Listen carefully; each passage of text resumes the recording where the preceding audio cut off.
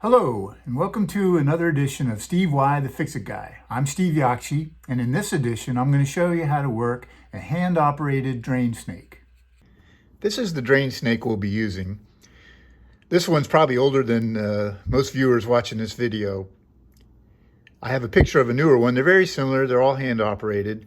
This is the snake. There's 25 feet of snake coiled up inside here.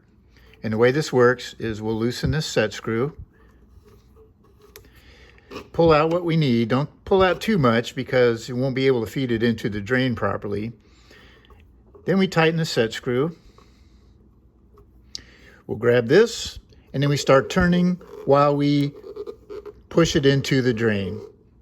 Once we have it in there, we can loosen this up, pull out some more, tighten it, and then repeat the process again. And I'll show you how to use this in the drain coming up.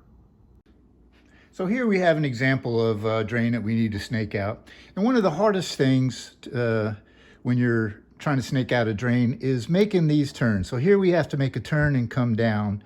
And that's where it gets tricky. And I'm going to show you how to do that.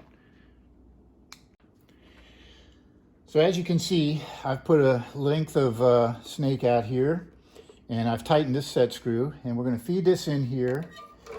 All right, and now we're going to start turning it and push, and as it turns, we should eventually make that turn. There you go. You see, it made the turn. And then we can loosen this, give it some more, not too much, but just enough that now we can continue on and feed it down until it comes out the bottom. You can see it out here.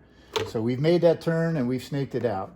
So we should be able to pull it out and we are done. I hope you found this video helpful, and if so, please like it, as well as please subscribe. And if you make a comment, I'll be sure to reply. Thank you.